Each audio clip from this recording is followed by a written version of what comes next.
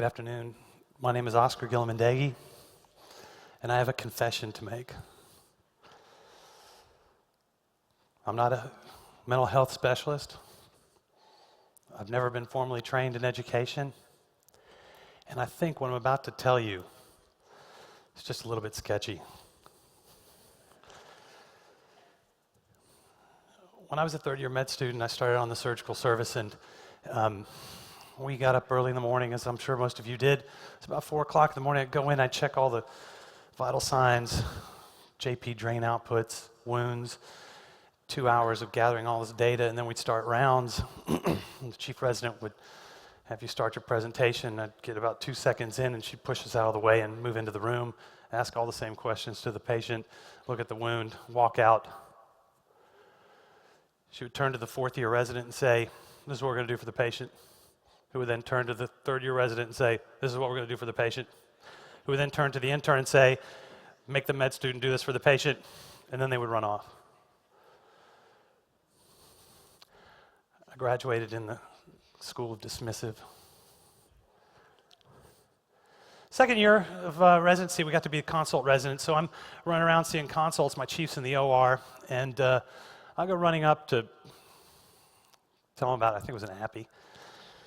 And I walk up to the OR, and I'm walking past the scrub sink, and there's the fourth-year med student who's a high-quality student, wants to go into surgery, and he's at the scrub sink, and he is vividly, madly, frenetically scrubbing his entire body.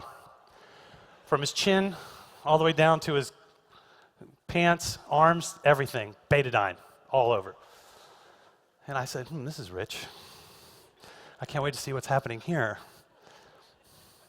So I walked into the OR, and it turns out the way that we did our program, there was no scrub nurse that helped us get our gowns and gloves on. They were next to the front door, and you would grab your gown, grab your gloves, do your whole thing sterilely, and then go up to the patient. And this med student had come in, and the chief was operating, and he was a little behind because he had done some other things to make himself look good. And the chief said, the student said, "Hey, there's no gown or gloves." He says, "Don't worry, buddy, just scrub down with betadine." So I sat down in the chair and I waited. This kid comes walking in the room, head to toe, betadine. The whole room erupted. And that kid went into pathology. I graduated in the School of Humiliation. When I was a fourth-year resident, we got our first chance to go off to this little hospital. It was a 2 OR hospital.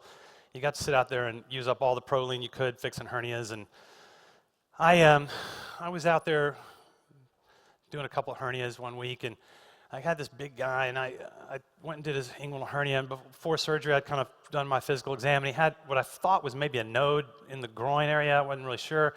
And we get in there, we operate. I open up the wound, and he's got this really hard mass that's sitting just above the testicle on the spermatic cord. I've got a fourth-year med student with me, and we're miles from any pathology. So I said, "I'm afraid this might be cancer, and I really feel bad, but I'm going to have to take this guy's testicle." We take it out, do my hernia repair. And every Friday we read our book in front of the morning, M&M. So I'm sitting there, well, I did 2 lap choles, 4 right inguinal hernias, 3 left inguinal hernias with mesh, and 1 inguinal hernia and orchiectomy. What? The attending of record freaked out and spent about 15 minutes yelling at me that my 2 years in the lab at Memorial Sloan Kettering did not make me a cancer surgeon, and my touch could not tell me that was cancer, and how could it be that ridiculous to do such a thing? So 2 weeks later, when he's in the med-onc clinic for his undifferentiated cancer drop met from his pancreas, I felt a little relieved. And that day I graduated from the School of Shame. When I was a first-year fellow in cardiac surgery, I know, don't hold it against me, I make bad decisions, but I had to, it was during the Libby Zion days, or whatever they were called, where we supposedly worked and then went home at 7 in the morning. That never happened. So I was in the OR all day with one of my attendings who, at the end of every day, would grab me and say, come on, Oscar, we're rounding on the ICU. And we'd walk into the ICU, and we had a pulmonologist that was with us, and so he'd walk behind us about 3 steps. I always felt like this was some kind of weird caste system. And he says, why is this patient intubated? Extubate, extubate, extubate. And he would go down the entire row and say, get him extubated. So finally we got to this 45-year-old woman. She was a African-American, had rheumatoid disease, had a valve and a single vessel done. She was close, not right there, but a little wet. And I said to the pulmonologist, I don't know, maybe we can extubate her, so why don't we dry her out a little bit more and try? And I left. I went home, and about 1 o'clock in the morning, the phone rings. My wife answers because I never hear anything. I'm dead as a doornail at night. And she wakes me up and she says, hey, Oscar, it's Dr. J. Hello? Oscar? Yes, sir? You killed my patient. Click. I spent 4 hours staring at the ceiling trying to figure out what did I do and who was the patient. And that day I graduated from the School of Anxiety.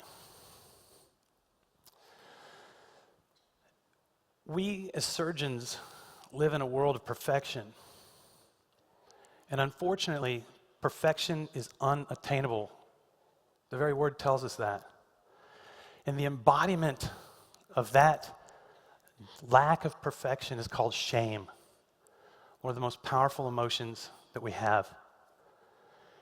And I believe that during the 10,000 hours it takes for us to be made an expert as surgeons, insidiously, deep down inside, we're made shame experts by the training that we get from our peers, our attendings. And ultimately, that need to be right, that push that somebody tells you have to be right all the time, leads to a rigid personal being. You have no ability to have conflict resolution because you have to be right all the time. And it's a terrible place to live. And it turns out that you will graduate with a diploma in the School of Fragility because you just don't have the tool set. So, I became a trauma surgeon. And I was about 2 years into my trauma surgery, being an attending, and I was really loving life. And my wife said, I said to my wife, let's have a baby. And she said, yeah, it's okay. You finally cleaned up your act. You're not a nihilist anymore. Let's do it. So, when my daughter was born, I took 3 weeks off. I didn't want to be like the residents, and I waited until I was attending because I didn't want to have to say, hey, guess what? I went right back to work when my child was born. So I spent 3 weeks at home, letting my wife sleep, cooking dinner, playing with my daughter. One of the best parts was that I live on this really great street in Nashville where there's 2 universities at either end, so all the co-eds that were jogging by thought it was really cool. I had this little baby, so I got to have a really good time, like, yeah, it's my baby. And so, my first night back on call, very first night, about 9 p.m., we get a trauma alert, level 1, motor vehicle crash, 28-year-old female. An 18-wheeler had drifted into her side of the road and hit her station wagon head-on with her 4 children in the back. She was sick. I mean, real sick. And ultimately, our workup showed that she was herniating. I've dealt with this hundreds of times, and I was going through the same song and dance as we did the apnea test, and she was brain dead. And they tell me her husband's outside. So I go outside to see him, and I walk up, and this guy is a bear of a man. He's a tree farmer from McMinnville, and his buddy, who's the same size, 6'5", I go to shake their hands. They swallow my hand. And I go and sit him down in a little conference room, and I said, look, we did everything we could, same old thing, my song and dance, we did all that we could, and the patient, your wife, she died. And this gentleman who could have played left tackle for the Titans,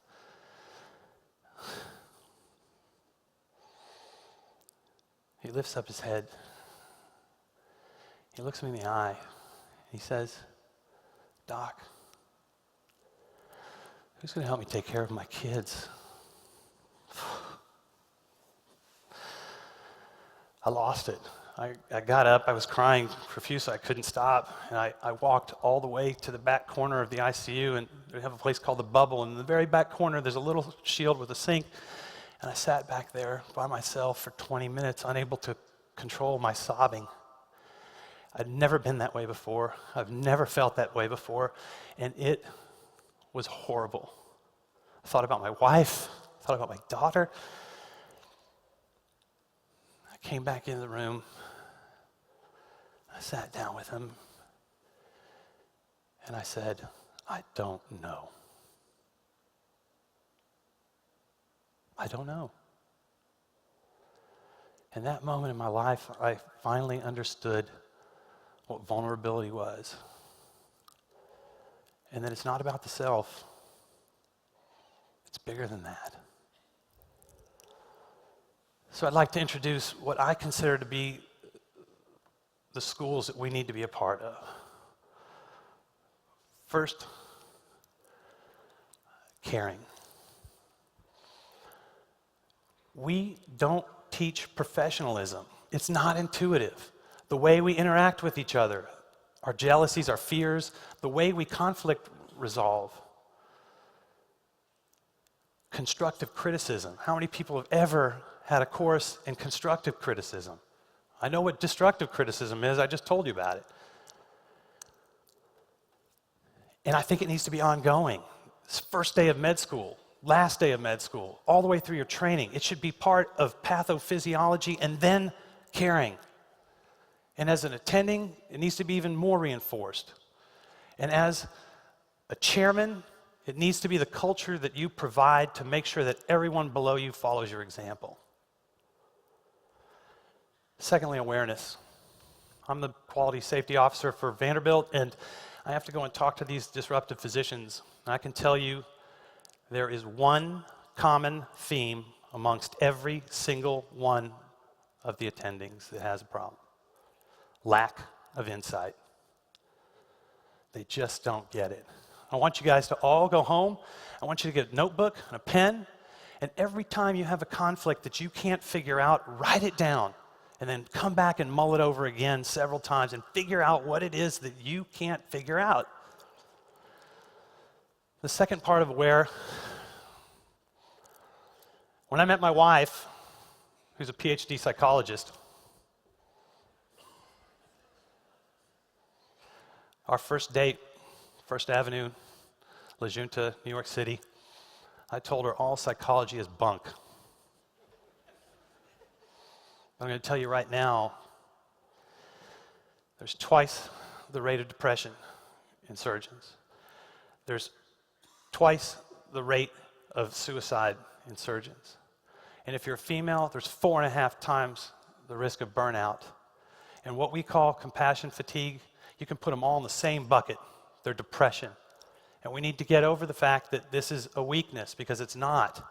It's a treatable situation that needs to be managed. And however you do it, it's got to be taken into consideration as a positive.